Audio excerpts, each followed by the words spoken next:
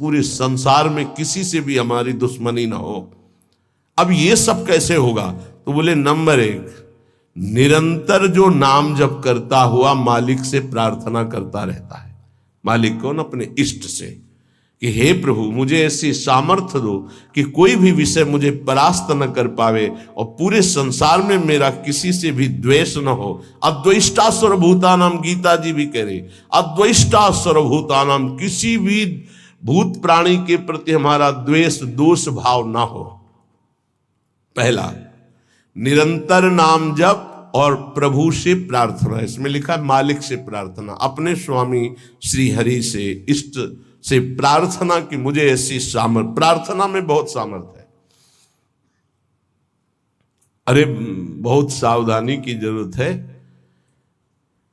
किसी के प्रति जरा सा भी दोष चिंतन, जो भजन जिनका एक तार चलता है, बड़ी बाधा खड़ी हो जाती है।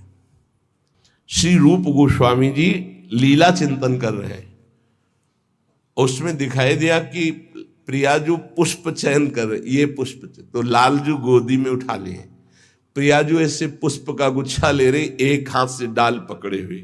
लालजू ने देखा कि सुरक्षित डाल पकड़े प्रियाजू नजदीक की छोटी कुंज में, तो छोड़ दिया, तो प्रियाजू ऐसे और लालजू आनंदित हो रहे हैं। तो पूज्य श्री रूप गोस्वामी को भी हंसी आ गई कि लालजू को ऐसा विनोद सूझा। इस समय अत्यंत सुकुमार प्रियाजू डरप रही हैं। फिर लालजू ने अपनी गोद में ले लिया, फिर उनका शमन हुआ। जिस समय वो हंस रहे थे उस समय एक संत जा रहे थे जो लंगड़ा के चलते थे, ऐसे ऐसे, और वो ऐसे अर्ध निमीलित नेत्रों में ऐसे हंस रहे थे। उनको दृष्टि गई कि अरे भगवान ने मुझे लंगड़ा बनाया है तो हंस रहे हैं। हम तो समझ रहे थे बहुत बड़े महापुरुष हैं और ये हमारी हंसी कर रहे हैं, ऐसा कैसे हो सकता है?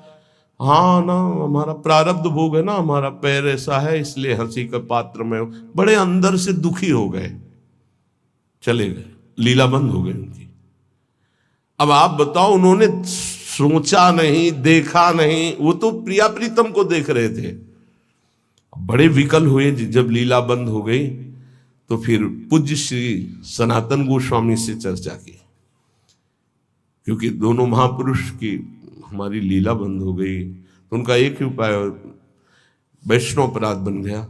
वो वैष्णव अपराध, किसी वैष्णव को अभद्र बोले या दुख पहुंचाए, ऐसा संभव ही नहीं। महाप्रभु चैतन्य देव की कृपा से ऐसा संभव ही नहीं है। कैसे ऐसे? उनका है तो वैष्णव अपराध।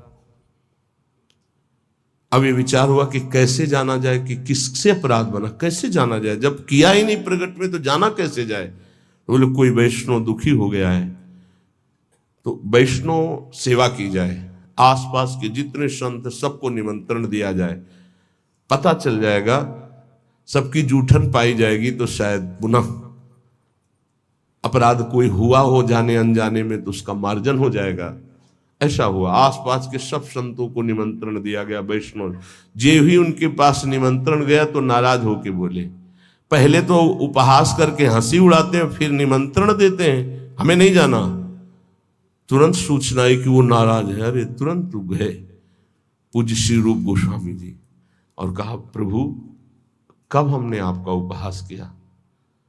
तो उनका आप प्रभु प्रभु आप कर रहे हो। उस दिन हम जा रहे थे और जैसे हमारा भगवान ने पैर ऐसा कर दिया तो झटका मार के चलते हैं, तो आप हंस रहे थे।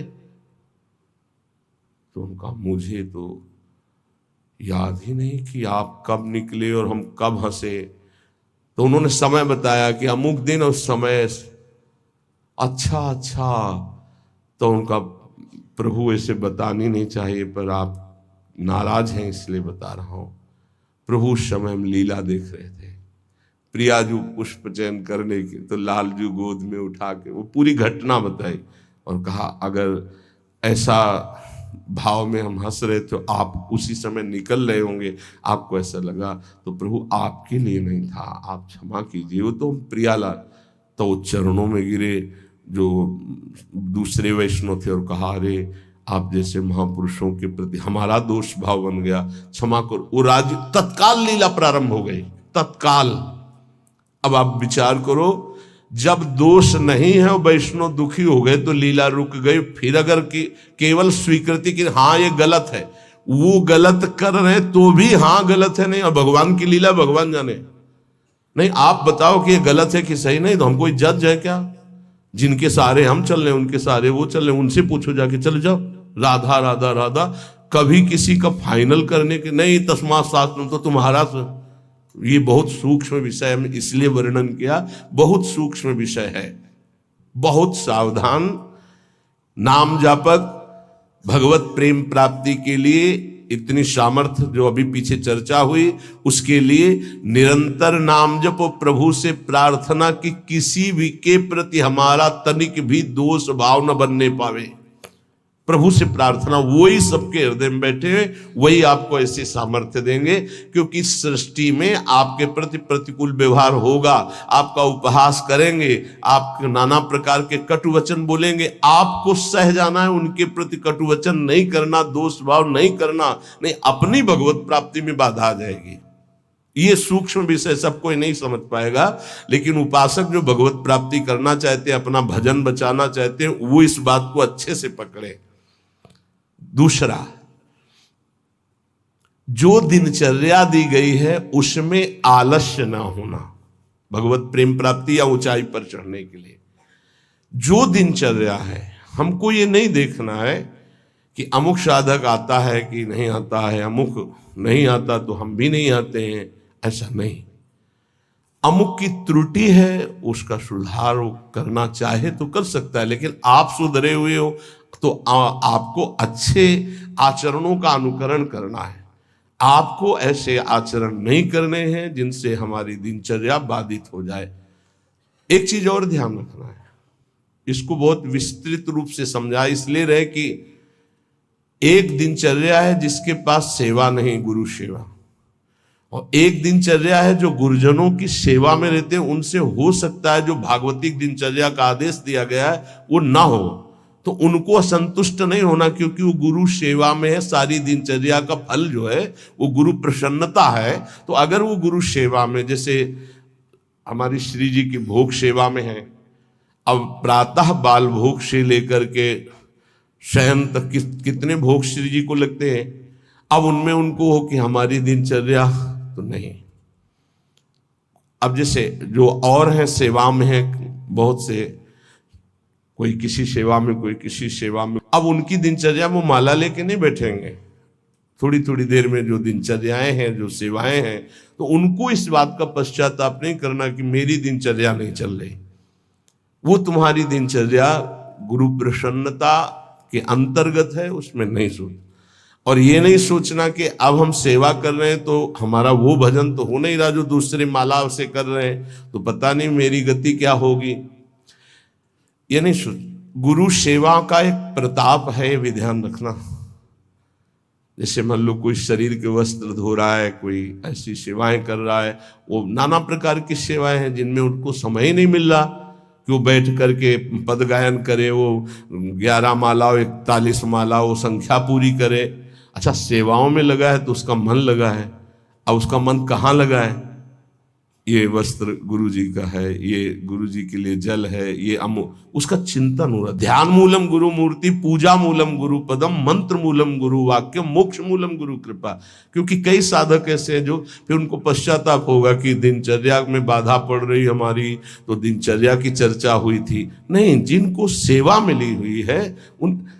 एक बार भगवान शंकराचार्य जी से कई शिष्यों ने कहा कि एक ये ब्रह्म सूत्र है, इसकी व्याख्या सुनना चाहते। तो उनकी शरीर सेवा में स्नान के बाद जो वस्त्र लंगोटी आदि प्रक्षालन करना है, वो त्रोटकाचार्य जी रहते थे। तो उन्होंने कहा त्रोटक को आ जाने दिए। तो उन्होंने कहा प्रभु वो तो कभी व्याकरण नहीं पढ़े, कभी शास्त्र जब गायन स्वाध्याय होता है तो कभी बैठते नहीं हो, तो शरीर सेवा में ही लगे रहते। मतलब ज्ञान की चर्चा थी ना, तो शरीर को, गुरु के शरीर को वो साधारण शरीर समझ रहे थे। उनका अच्छा ऐसी बात है, आ जाने दो उसको। जब आ गए तो बोले खड़े हो, इस ब्रह्म सूत्र की व्याख्या करके बताओ। तो जो पढ़ने लिखने से नहीं आता, गुरु कृपा से आता है। तत्काल संस्कृत का प्रादुर्भाव हुआ और वैदिक सिद्धांतों का प्रवचन, सब दंग रह गए। तो उनका गुरु की लंगोटी ढोने वाले को साधारण समझते हो क्या? साधारण नहीं होता गुरु की लंगोटी धोने वाला, वस्त्र धोने वाला। असाधारण कृपा से सौभाग्य मिलता है, असाधारण कृपा से। तो जिनकी जो दिनचर्या ऐसी है कि उनको फुर्सत ही नहीं है, तो उनको कभी नहीं सोचना कि इतने बजे इतने बजे इतने, उनकी दिनचर्या है। तो ये चीजें ध्यान रखना है उपासक को। प्रमाद में हमें दिनचर्या में बाधा नहीं पहुंचानी, प्रमाद युक्त हमारी दिनचर्या नहीं होनी चाहिए। यदि गुरु सेवा, इष्ट सेवा में हमारी जो गुरु की अन्य साधकों के प्रति बताई हुई दिनचर्या उसमें बाधा पड़ती है, तो वो बाधा नहीं मानी जाएगी आपकी। दूसरा जो अभी वर्णन किया, गुरु प्रदत्त दिनचर्या में बाधा नहीं होनी चाहिए। बहुत बड़ी चीज है गुरु प्रदत्त दिनचर्या, बहुत बड़ी वस्तु है, बहुत बड़ी वस्तु। गुरु सेवा मिल गई तो लाडली जो अधीन हो गई पक्का। तीसरा, कुसंग से दूर रहना, ये बहुत जरूरी है, बहुत जरूरी है।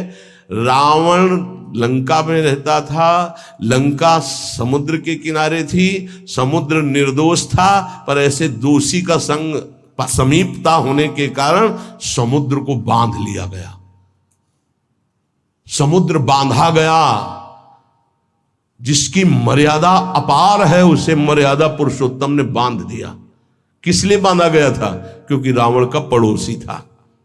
रावण का पड़ोसी होने के कारण समुद्र को बांध दिया गया। जो रही मुत्तम प्रकृति का कर सकत कुसंग, चंदन विष व्यापत नहीं लपटे रहत भुजंग। अच्छा, जब कोई गलत करता है तो वो चार से थोड़ी कहता है कि मैं गलत करता हूं, नहीं, वो सही, और कुबुद्धि को वो ही सही दिखाई देता है, गलत सही दिखाई देता है, और वो परमार्थ से भ्रष्ट हो जाता है। इसलिए कुसंग से बहुत दूर रहना चाहिए। सत्संग और कुसंग का कैसे पहचान करोगे कि हमारा कुसंग हो रहा है, हमारा सत्संग हो रहा है या कुसंग हो रहा है, कैसे पहचान करोगे? तो संतों ने कहा है, जाके संग कुमति मति उपजय करत भजन में भंग, जिससे देह भाव पुष्ट होने लगे, भगवत भाव नष्ट होने लगे, वैराग्य भाव नष्ट होने लगे, राग पुष्ट होने लगे, भजन छूटने लगे, संसार अच्छा लगने लगे, नाम छूटने लगे और ध्यान अच्छा लगने लगे। गुरु से अश्रद्धा हो जाए, भक्ति से अश्रद्धा हो जाए, ये कुसंग का फल होता है। अच्छा, कुसंग का फल जब आपके ऊपर चढ़ेगा तो आपको नहीं लगेगा मैं कुसंग कर रहा हूं, नहीं तो ठीक हो जाओगे। सामने से महापुरुषों को लगेगा कुसंग कर रहा है, और वो जब कहते हैं तो उनको चिड़चिड़ाहट होती, मैं कहां कुसंग कर रहा हूं। नहीं नहीं, क्योंकि कुमति कभी स्वीकार नहीं करती कि मैं कुमति हूं। अगर स्वीकार कर ले तो सुमति आ जाए। कुसंग से बचना चाहिए। पहला है निरंतर नाम जप करते हुए भगवान से प्रार्थना करना कि कभी किसी के प्रति हमारा दोष दर्शन न हो, शत्रुता का भाव न हो। दूसरा, गुरु प्रदत्त दिनचर्या का पालन करना, आलस्य बिल्कुल ना आने देना। तीसरा, कुसंग से बचना। और चौथा, उन ग्रंथों से, उन प्रवचनों से, उन किस्से कहानियों से, उन चित्रों से बचना चाहिए जिनसे हमारा भगवत भाव नष्ट होता है। जैसे कल एक प्रसंग में प्रश्नकर्ता कह रहे थे कि हमको उपदेश मिला है कहीं से, बस श्वासों के आने जाने पर ध्यान दो, बस इसी से परम पद मिल जाए। यार, श्वासें तो वैसे ही चल रही हैं, आने जाने के ध्यान का मतलब क्या रहा? श्वासों के आने जाने का ध्यान दो कि खाली तो नहीं जा रहे हैं। हर में राधा वल्लभ सी हरिवंश, राधा राधा राधा। जैसे कल आपसे कहा था, नाम रूप लीला धाम से हटा दे, वो कुसंग होता है। वो बेचारा, पर हमका थोड़ी श्रद्धा है हमारे प्रति। बोले श्रद्धा ही तो लाई है आपके पास। तो हमका आज से राधा राधा नाम जप कर, और प्रभु का जो रूप ध्यान में तुम्हारे प्रिय लगे, राम रूप, कृष्ण रूप, हरि रूप, जो भी, तुरंत ध्यान कर, उनके ध्यान में लग। ये बिहारी जो राधा रमन, जो राधा वल्लभ, जो साक्षात भगवत प्राप्ति के लिए ही तो विग्रह रूप धारण करके प्रकाशित हो रहे। कभी कभी जिसे हम सत्संग समझते हैं वो कुसंग बन जाता है। इसको ध्यान से सुनना। इसीलिए रोज सत्संग में घुमा के आ जाती है बात कि इष्ट मिले और मन मिले, मिले भजन रस रीति। अरे भगवान शिव नाम जप करते हैं, सनकादि नाम जप करते हैं, वो परमात्मा निराकार है, साकार है, सगुण है, निर्विशेष, पूरा का पूरा आपको समझ में आ जाएगा। फिर उनको समझाया कि गुरुदेव साकार है कि निराकार, जो उपदेश किए थे। बोले साकार है। प्रणाम करते हो? हाँ। माला पहनाते हो? हाँ। तो गुरुदेव की पूजा हुई कि नहीं? बोले हाँ हुई। तो उनका गुरुदेव मूर्त है कि अमूर्त? बोले मूर्त। तो उनका मूर्ति पूजा हुई कि नहीं? बोले हाँ हुई। तो हमको फिर काहे परेशान हो? समझे में नहीं आता है। अरे भाई, बहुत संभल के शास्त्रों में जो लिखा उसको समझना के लिए बहुत पवित्र बुद्धि चाहिए। परमात्मा निराकार भी है। कैसे निराकार है? देखो, आकार खंबे का इसमें है कि नहीं? और जब भावना किया प्रहलाद जी ने कि है, तो निकल पड़ा ना नरसिंह रूप में, तो है ना साकार। वो निराकार रूप से सब जगह है, पुकारो तो साकार रूप होकर अभी दिखाई दे। वो साकार भी है और निराकार भी है। यहां जल है, इस वायुमंडल में जल है। देखो भला कहां गीला हुआ। और एक मशीन है, जो उसको ऑन करके रखो तो एक कमरे में 3.5 लीटर 4 लीटर पानी 4-5 घंटे में निकल जाता है। और कमरे में कहीं बूंद नहीं है। वाष्प मतलब जल है, वाणी है। वाणी का मतलब आकाश शब्द है, वायु है, अग्नि तत्व है, इन सब कुछ विराजमान है। लेकिन निराकार दिखाई दे रहा है ना? कहां दिखाई दे रहा? सब साकार रूप में आ जाता है। वही साकार है, वही निराकार, कुछ अंतर नहीं। सबके हृदय में आकार, ये देखो बाहर, और अंदर बैठा हुआ है निराकार। और पुकारो तो आकार रूप के लेके आ जाएगा। राम, तो मर्यादा पुरुषोत्तम कमल नयन रूप धर करके वही आ जाए। वही रूप है, वही अरूप है। कोई अंतर नहीं। सब ज्ञान हो जाता है नाम जप से, सब ज्ञान। पर बचो ऐसे उपदेश से जिससे भजन ही न हो पावे। ऐसी ग्रंथ हैं ऐसे, जैसे भगवान श्री कृष्णचंद्र जी ने गीता जो लिखी है, आप भगवान की वाणी को अपने भावना के अनुसार समझ लिए, लेकिन संपूर्णतया तो भगवान ही समझावे तो समझ पाओगे ना। सोई जाने जे देव जनाई। निंदा स्तुति के विषय नहीं है, पर यह बात है कि पूज्य श्री स्वामी राम सुखदास जी महाराज इतनी सरल भाषा में गीता जी का स्वरूप प्रकाशित किया कि मुझे लगता है कि अपने जैसे मंद बुद्धि वालों को भी भगवान की दिव्य वाणी समझ में आए। स्वामी जी का अवतार इसी बात के लिए हुआ था, गीता जी के लिए, श्री स्वामी राम सुखदास जी, कि साधारण से साधारण आदमी गीता के गूढ़ शब्द को, राष्ट्र को जान जाए। इतना बड़ा विस्तार से अमृत दे दिया गीता जी के भाव का। और ज्ञानदेव जी महाराज, एकनाथ जी महाराज, आद्य गुरु भगवान शंकराचार्य, जो बहुत से बड़े बड़े महापुरुषों ने गीता जी की टीका, हमें लगता है वो इन महापुरुषों की टीका के बाद अब हमको और कौन सा ज्ञान जानना बाकी रहेगा। एक बार एक सेवकवाणी श्री दामोदर दास सेवक जी की, नए नए हम थे तो हमको किसी ने दिया था कि पढ़ना। महाराज जी को हमारा ये काम था, गुरु जी से जांच करवाए बिना हम किसी, क्योंकि पता है कि जिस विषय के हमें तो हमारे प्रमाण लगे, तो उनका महाराज जी वाणी जी प्राप्त हुई, वो किसी और। महाराज जी ने जो देखा ऐसे वाणी ली, किसी की भी लिखी हुई है ऐसे, लो, और तुरंत ऐसे फूल में लपेटा, बोले जाओ यमुना जी पधरा के आओ। और फिर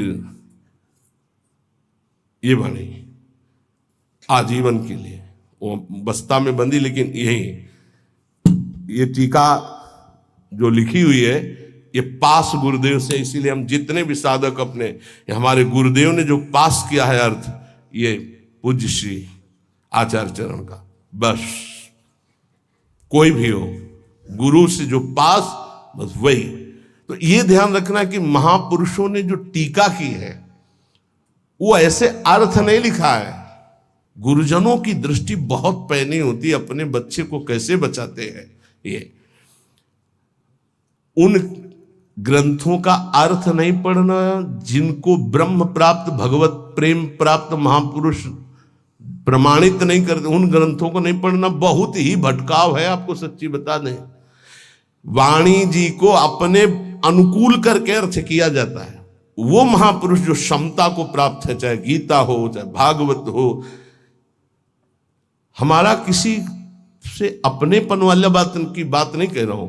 आज तक पूज्य श्री हनुमान प्रसाद पोद्दार जी महाराज के संपादन के किए हुए वाणी ग्रंथ में एक शब्द पर कभी संशय नहीं हुआ।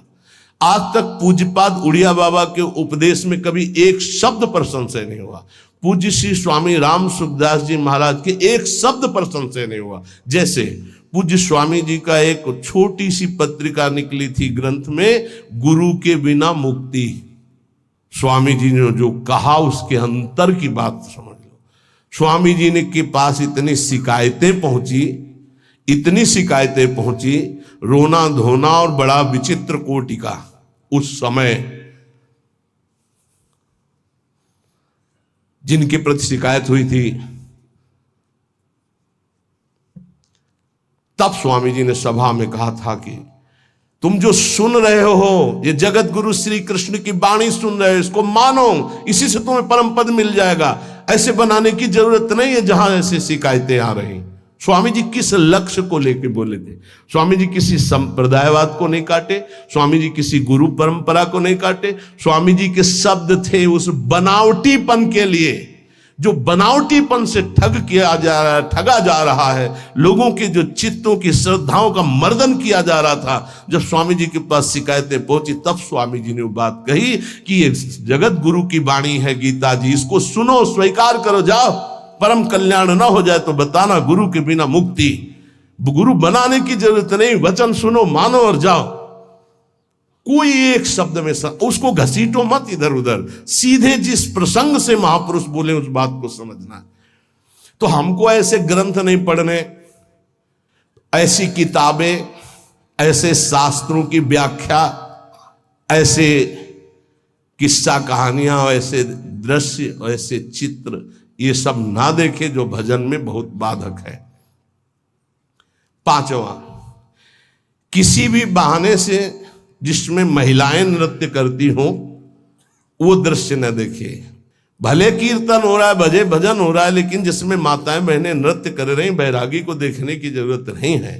फिर और नौटंकी तमाशा और सीरियल और वेब सीरीज इनकी तो जरूरत नहीं है, बिल्कुल नहीं। कि खाली समय है, हम बड़ा मोबाइल है स्मार्ट, चाहे जितने स्मार्ट बनो, माया से ज्यादा स्मार्ट नहीं हो। वैसी स्मार्ट गिरी में फंसा देगी तुम्हें, ये सारी स्मार्ट गिरी चली जाएगी।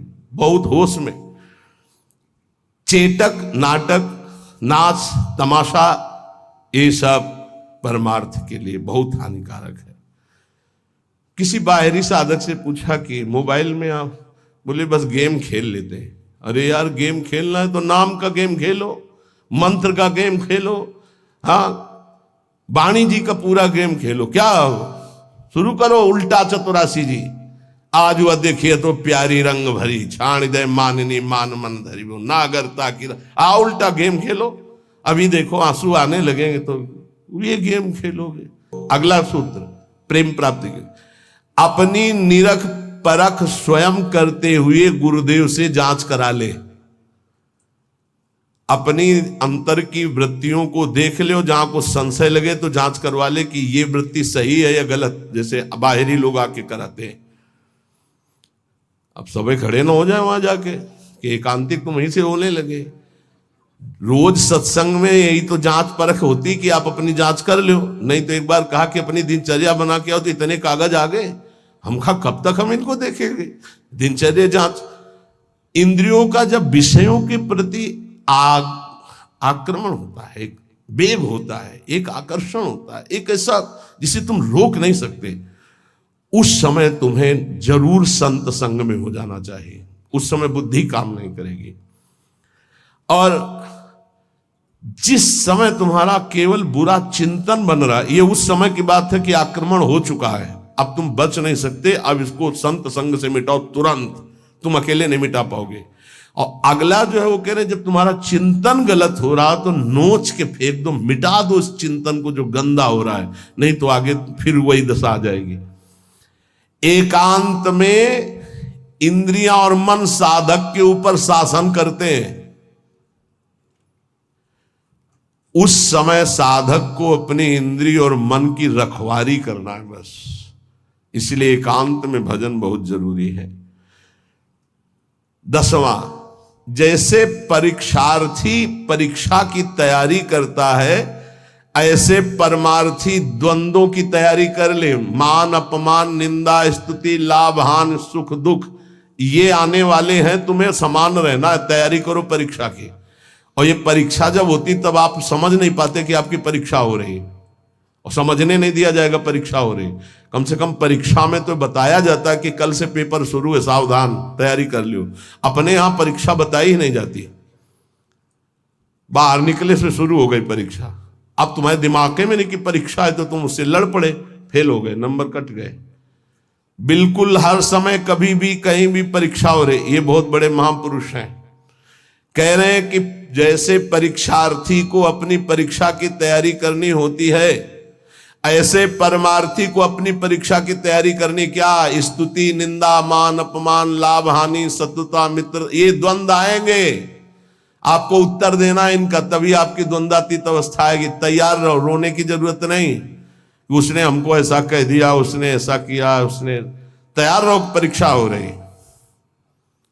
पर उस समय याद नहीं रहता कि परीक्षा हो रही, और जिसको याद रहता है बच के निकल जाता है। बड़े बड़े महापुरुषों को ये परीक्षा देनी पड़ती है, बड़े बड़े महापुरुषों को, ये मत समझो।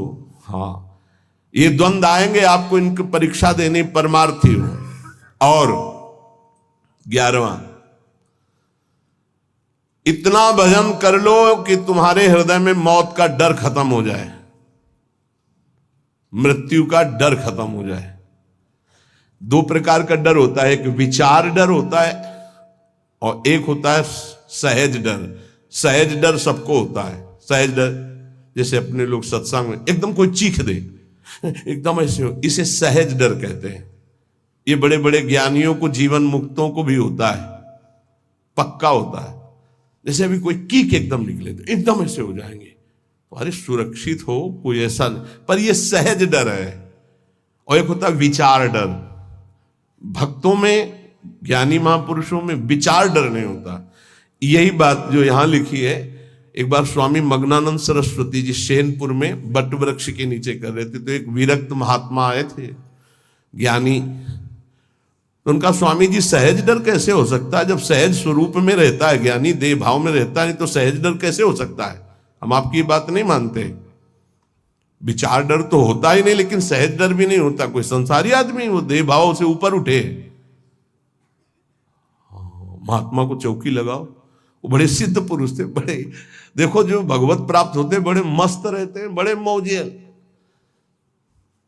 उनको किसी की परवाह नहीं होती। एक मस्ती, ऊंची चौकी में बैठा ला, तो उनका कह रहे, नहीं महाराज आप नीचे बैठे हैं। बोले, आप इतना सुंदर ज्ञान की बात कहे, आपको चौकी ना मिले, विराजो। बैठ गए चौकी। और उनको क्या पता कि सिद्ध महापुरुष लीला हो रही। तो जो इस शुरू के, तो जो गीध है या जैसे चील है, ये बड़े पक्षी होते हैं। तो एक चील ऐसे बैठा बरगद की सूखी डाल पे, वो खर खर खर ऐसे करती, जो ऐसे आए वैसे हुए, चौकी के नीचे गिरे। चौकी ऐसे हुई, ऐसे गिरे। अरे अरे भाई, चौकी संभालो संभालो, बैठो बैठो महाराज। ये कौन सा डर था? बम तो नहीं गिरा ना। अच्छा, डार गिर रही तो कोई बहुत बड़ी तो गिर नहीं हो, आप देहातीत महापुरुष, डर कौन सा था? हंस दिए। उनका अच्छा अच्छा अच्छा अच्छा, अच्छे तो थे ही। उनका अच्छा अच्छा, परीक्षा हो गई। बोले, इसे सहज डर कहते हैं, ये सबके ऊपर होता है। सहज डर सबको होता है, पक्का सहज डर। अचानक कोई आवाज हुई, सबको पता है, तो वो एकदम डर जाता है। वो डर नहीं है, वो सहज डर है। और एक है विचार डर।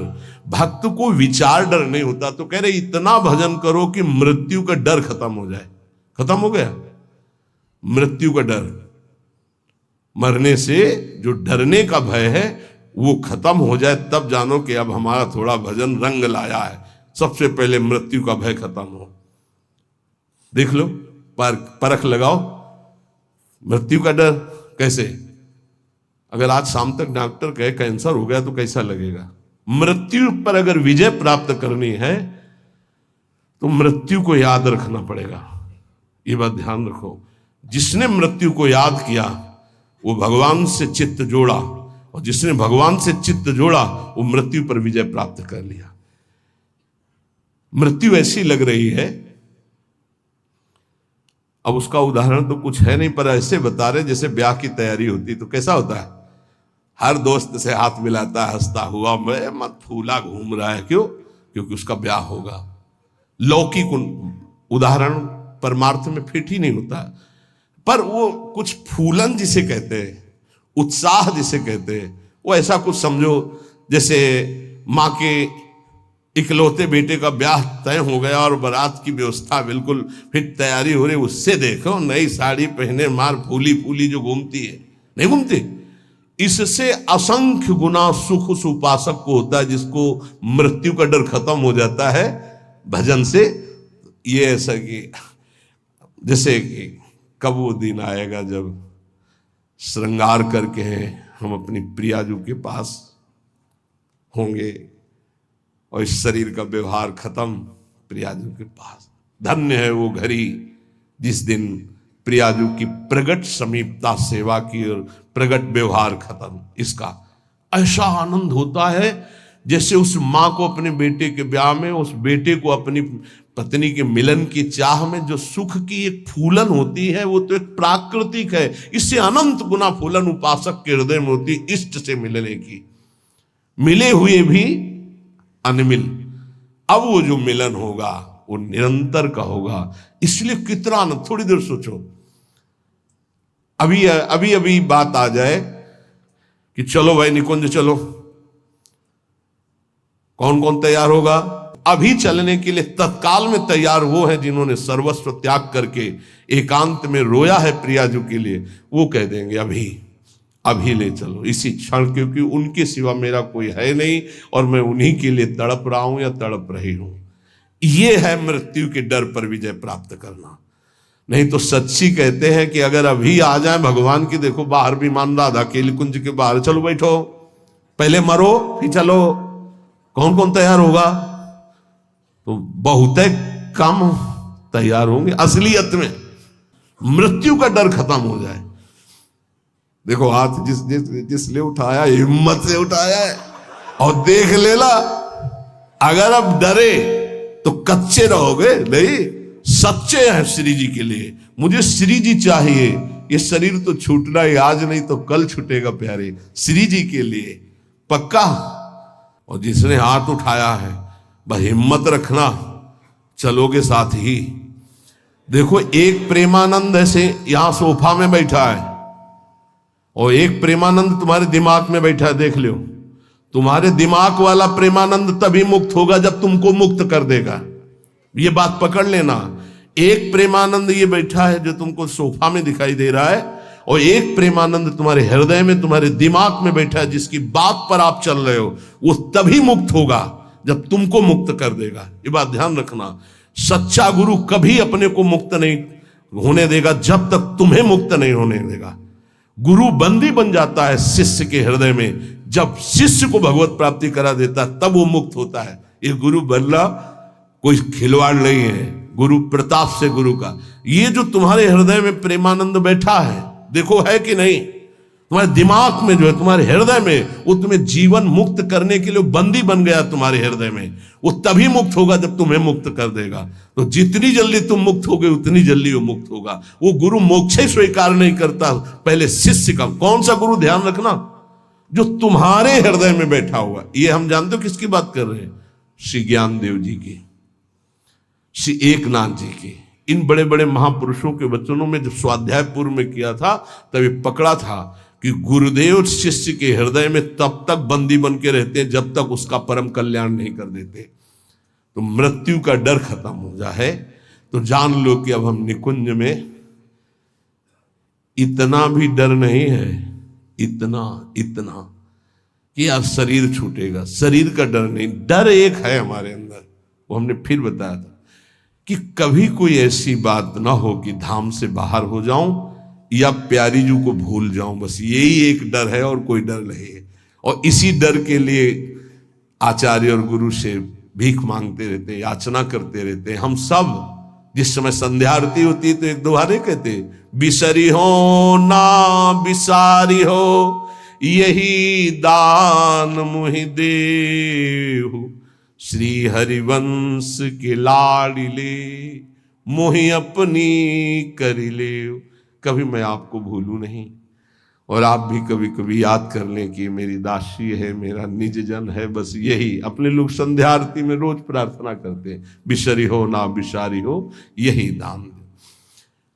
पहला, निरंतर नाम जप, प्रभु से प्रार्थना करना कि किसी के प्रति हमारा दोष दर्शन हो। दूसरा, अपने गुरु प्रदत्त नित्य दिनचर्या को यथावत करना, आलस्य प्रमाद न करना। तीसरा, कुसंग से दूर रहना। चौथा, बुरी किताबें, किस्सा, कहानियां या ऐसी टीकाएं न पढ़ना जो हमारे अंदर भ्रम पैदा कर दें। पांचवा, नाच, तमाशा, चेटक, नाटक, चित्र